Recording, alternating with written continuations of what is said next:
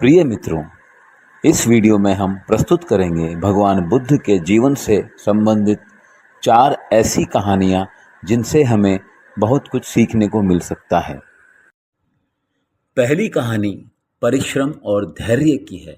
एक बार भगवान बुद्ध अपने अनुयायियों के साथ किसी गांव में उपदेश देने जा रहे थे। उस गांव से पूर्व ही मार्ग में उन लोगों को जगह जगह बहुत सारे गड्ढे खुदे हुए मिले। बुद्ध के एक शिष्य ने उन गड्ढों को देखकर जिज्ञासा प्रकट की, आखिर इस तरह गड्ढों के खुदे होने का क्या अर्थ है?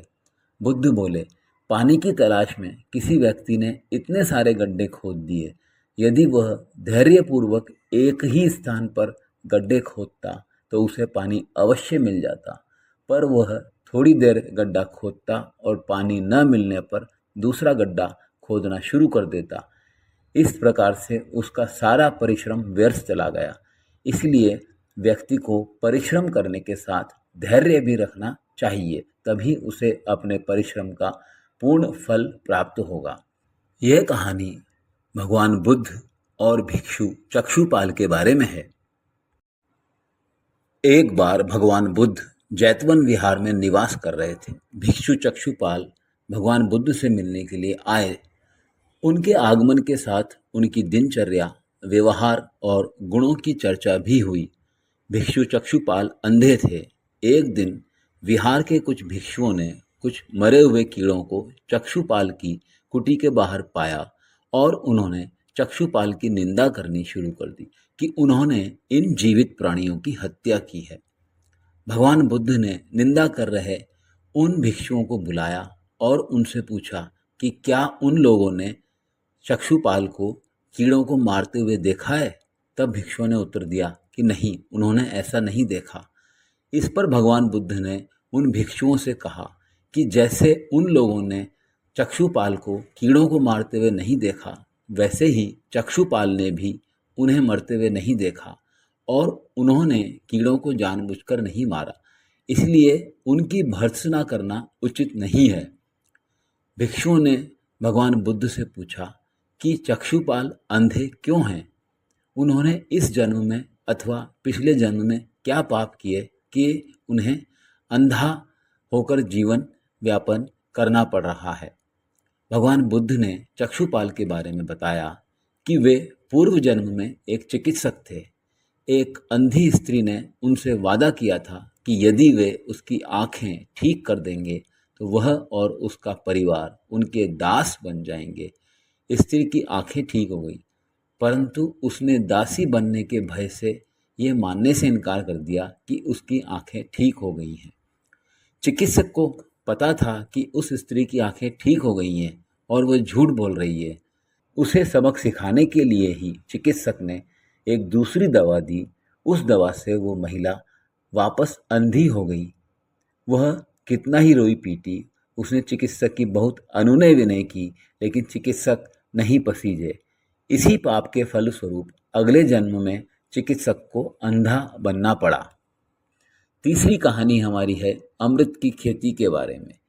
एक बार भगवान बुद्ध भिक्षा के लिए एक किसान के घर पहुँचे। तथागत को भिक्षा के लिए आया देखकर किसान उपेक्षा से बोला, श्रमण, मैं हल जोतता हूँ और तब खाता हूँ। तुम्हें भी हल जोतना चाहिए और बीज बोना चाहिए और तब खाना खाना चाहिए। बुद्ध ने कहा, महात्मा, मैं भी खेती ही करता हूँ। इस पर किसान को जिज्ञासा हुई और वह बोला, आपके पास न तो मैं हल देखता हूँ, न आपके पास बैल हैं और न ही आप कहीं पर खेती करते हुए मुझे दिखते हैं। कोई आपका स्थान मुझे नहीं दिख रहा जहाँ आप खेती करते हो। तब आप कैसे कहते हैं कि आप भी खेती ही करते हो? आप कृपया अपनी खेती के बारे में विस्तार से मुझे समझाएं। बुद्ध ने कहा, महाराज, मेरे पास श्रद्धा का बीज, तपस्या रूपी वर्षा और प्रजा रूपी जोत और हल है।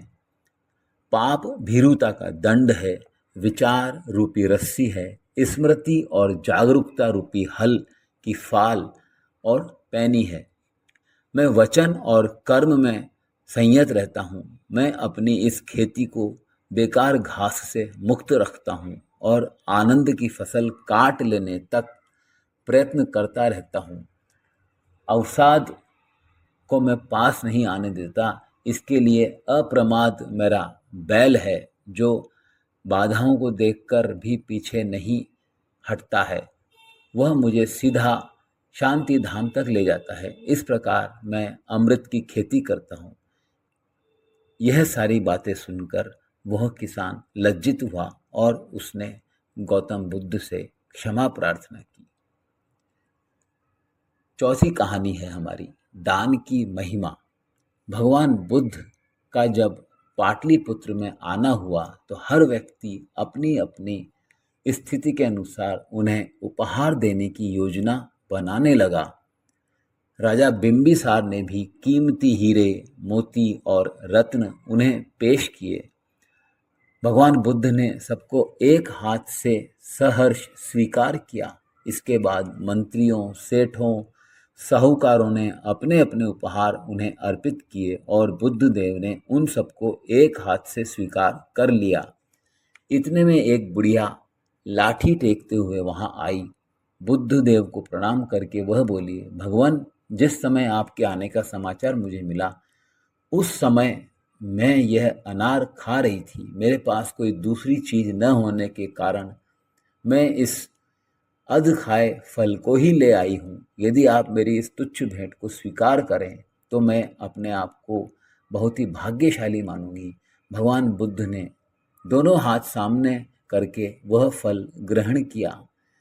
राजा बिंबिसार ने जब यह देखा तो उन्होंने भगवान से कहा, भगवान क्षमा करें, एक प्रश्न पूछना चाहता हूँ।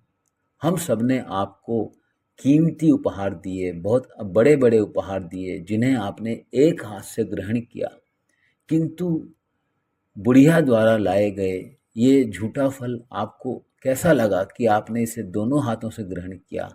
ऐसा क्या है इसमें?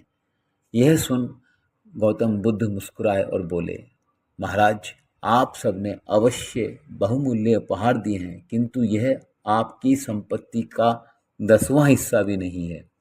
आपने यह दान दीनों और गरीबों की भलाई के लिए नहीं किया है, इसलिए आपका यह दान सात्विक दान की श्रेणी में नहीं आता। इसके विपरीत इस बुढ़िया ने अपने मुंह का कौर ही मुझे दे डाला है। भले ही ये बुढ़िया निर्धन है, लेकिन इसे संपत्ति की कोई लालसा नहीं है। यही कारण है कि इसका दान मैंने दोनों हाथों से स्वीकार किया है। ये मेरा भाग्य है कि इसने मुझे दान दिया। मित्रों, यदि आपको यह वीडियो अच्छा लगा हो तो आप चैनल को सब्सक्राइब करें और वीडियो को लाइक करें।